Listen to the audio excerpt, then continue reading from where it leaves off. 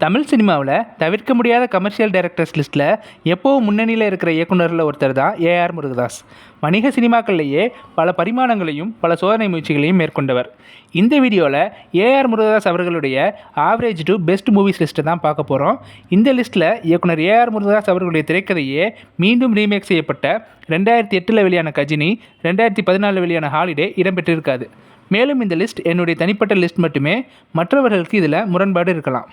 இந்த லிஸ்ட்டில் லாஸ்ட்டாக, அதாவது 13வது இடத்துல இருக்கிற படம் 2025 வெளியான சிக்கந்தர். இந்த படம் இயக்குனர் ஏஆர் முருகதாஸ் மனதுக்கு நெருக்கமான கதையாக இருந்தாலும் நேட்டிவிட்டி கதையாக இருந்ததால் அந்த பகுதியை சார்ந்தவர்களுடைய தலையீடும் ஆக்டர் சல்மான் கானுடைய பொறுப்பின்மையும் தான் இந்த படத்துடைய மோசமான தோல்விக்கு காரணம் அப்படின்னு முருகதாஸ் சொல்லியிருப்பார். அதில் பெருமளவு உண்மையும் இருக்குது. இந்த லிஸ்ட்டில் 12வது இடத்துல இருக்கிற படம் 2017 வெளியான ஸ்பைடர்.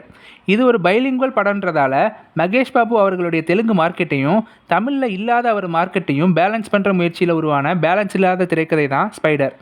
இருந்தாலும் எஸ்ஜே சூர்யா அவர்களுடைய சுடலை கேரக்டர் ஒரு யூனிக் ஒன்றா அமைஞ்சிருக்கும். குறிப்பாக ப்ரீ கிளைமேக்ஸில் சிவாவுக்கும் சுடலைக்கும் இடையில் நடக்கிற ஃபேஸ் ஆஃபும் அதில் வர்ற டைலாக்கும் ஒரு கிளாசிக் டச்சாக அமைஞ்சிருக்கும். இந்த லிஸ்ட்டில் 11வது இடத்துல இருக்கிற படம் 2016 வெளியான அகிரா. தமிழில் இயக்குனர் சாந்தகுமார் இயக்கத்தில் 2011 வெளியான மௌனகுரு படத்துடைய அஃபிஷியல் ரீமேக் தான் இந்த அகிரா. தமிழில் இருந்த நேட்டிவிட்டியும் ராமான சில விஷயங்களும் ரொம்பவும் ஹை லெவலில் கோட்டிங் செய்யப்பட்டதால் ஏற்பட்ட திரைக்கதை குளறுபடி தான் இந்த படம் தமிழில் ஏற்படுத்தின தாக்கத்தை பாலிவுட்டில் ஏற்படுத்தாததுக்கு காரணம் அப்படின்னே சொல்லலாம். அது மட்டும் இல்லாமல் இந்த ரெண்டு படத்தை பற்றின கம்பேரிசன் அனலைசிஸ் பற்றின வீடியோஸ் நம்ம சேனல்லையே டீட்டெயில்டாக போடப்பட்டிருக்கு. அந்த வீடியோ பார்த்தீங்கன்னா இந்த படம் எதுக்காக 11வது பேஸில் இருக்குது அப்படிங்கிறத நம்மளால் புரிஞ்சுக்க முடியும். அடுத்ததாக 10வது இடத்துல இருக்கிற படம் 2006 வெளியான தெலுங்கு படமான ஸ்டாலின். ரமணா படத்துடைய வெற்றிக்கு அப்புறமா ஏஆர் முருகதாஸ் அவர்களுக்கு அதை தெலுங்கில் ரீமேக் பண்ணுறதுக்கான வாய்ப்பு வருது. ஆனால் ஏகப்பட்ட டிப்பிக்கல் தெலுங்கு சமரசத்தோட. ஆனால் அதை இயக்குனர் மறுக்கிறாரு.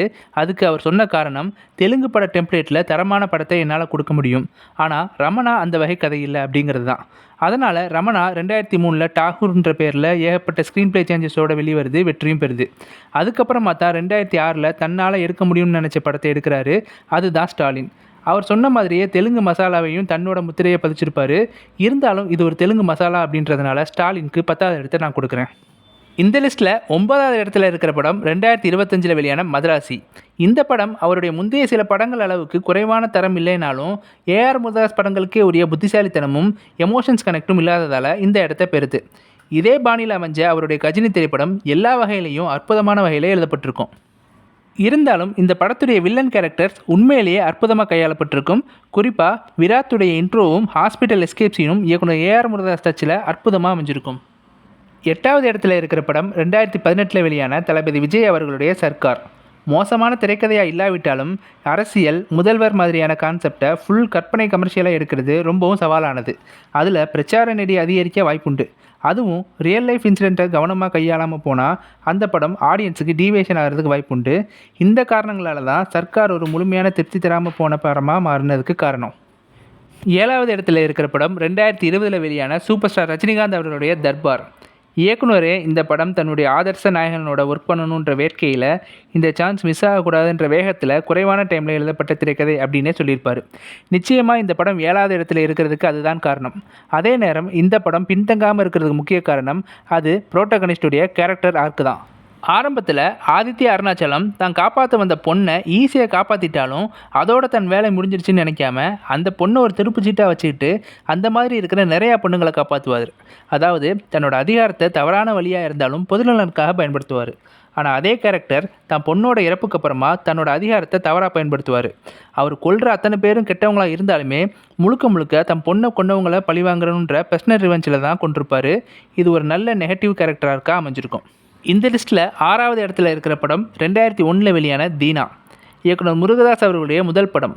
நடிகர் அஜித் அவர்களுடைய மிகப்பெரிய வெற்றி படமாக அமைஞ்சது. இயக்குனர் எஸ்ஜே சூர்யா அவர்களுக்கு முதல் பட வாய்ப்பு தந்த அஜித் அவர்கள் அவருடைய ரெக்கமெண்டேஷனால் முருகதாஸ் அவர்களுக்கு தந்த வாய்ப்பு தான் தீனா.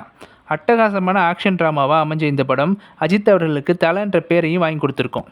என்னதான் அருமையான திரைக்கதையாக இருந்தாலும் இயக்குனருடைய முதல் படம் அப்படின்றதுனாலையோ என்னவோ முருகதாஸ் அவர்களுடைய புதுமையான கதைக்களம், புதுபாணி உடைய திரைக்கதை அப்படின்னு இல்லாமல் வழக்கமான திரைக்கதையை உச்சக்கட்டமாக கொண்டு போனதால் இந்த லிஸ்ட்டில் 6வது இடம் பிடிச்சிருக்கு.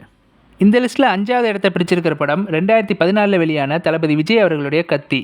பலரும் இந்த படத்தை இயக்குனருடைய மாஸ்டர் பீஸ் படம் அப்படின்னு கூட சொல்லுவாங்க. எனக்கு இந்த படம் ரொம்பவும் பிடிச்சிருந்தாலும் மற்ற 4 படங்கள் இதை விட அதிகமாக பிடிச்சதால் மட்டுமே இந்த படத்திற்கு 5வது இடம். இந்த படத்தில் எனக்கு வீக்னஸ்ன்னு பார்த்தா சந்தேகமே இல்லாமல் படத்துடைய ஆரம்ப காட்சிகள் தான். ஹீரோ ஜீவானந்தம் உடைய கேரக்டருக்கு ஆப்போசிட்டாக ஒரு பொறுப்பில்லாத சீரியஸ்னஸ் இல்லாத கேரக்டராக உருவாக்கணுன்ற எண்ணம் கூட இந்த ஆரம்ப காட்சிகள் போரிங்காக இருக்க காரணமாக இருந்திருக்கலாம். இருந்தாலும் அதுக்கப்புறம் வர்ற காட்சிகள் இன்டென்ஸாக எமோஷ்னலாக எழுதப்பட்டிருக்கும். இந்த லிஸ்ட்டில் 4வது இடத்தை பிடிச்சிருக்கிற படம் 2005 வெளியான கஜினி. நடிகர் அஜித் அவர்கள் நடிக்க மிரட்டல்ன்ற பேரில் தயாராக இருந்த இந்த படம் ப்ரொடியூசர் பிரச்சனையால் சூர்யா மூலமாக கஜினியாக மாறுது.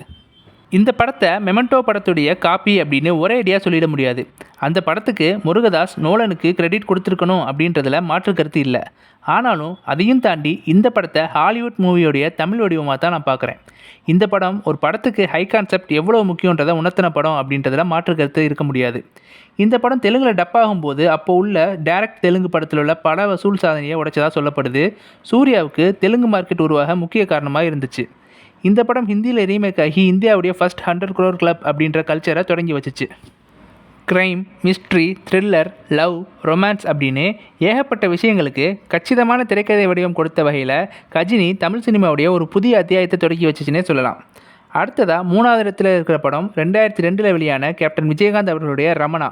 அந்த டைமில் விஜயகாந்த் அவர்கள் பெரும்பான்மையாக 2 கேரக்டரில் தான் நடிச்சிட்டு இருந்தார். ஒன்று போலீஸ் கேரக்டர், இன்னொன்று கிராமத்தான் கேரக்டர். இந்த 2 கதாபாத்திரங்கள்லேருந்து முற்றிலும் மாறுபட்டதாகவும் யூனிக்காகவும் அமைஞ்ச கேரக்டர் தான் ரமணா. கேப்டனை சுற்றி உட்கார்ந்துருக்கிற காலேஜ் ஸ்டூடெண்ட்ஸ் அப்படின்ற இமேஜின் பண்ண முருகதாஸ் அவர்களுக்கு பிஎன்சி ஆடியன்ஸை கவர் பண்ணுறதுக்கு விஜயகாந்த் அவர்களும் ஏ சென்டர் ஆடியன்ஸை கவர் பண்ணுறதுக்கு ஸ்டூடெண்ட்ஸ் அப்படின்னு தோண அப்படி உருவான கதை தான் ரமணா. ஆனால் இதில் முரண்பாடு என்னென்னா விஜயகாந்த் அவர்கள் கிளாஸில் பாடம் இருக்கிற மாதிரியான ஒரு சீனுமே படத்தில் இருக்காது. இந்த படத்துடைய தீம் ஊழல் பண்ண அதிகாரிகளுக்கு கொலை தண்டனை மூலமாக தண்டனை பயத்தை உண்டாக்குறது தான்.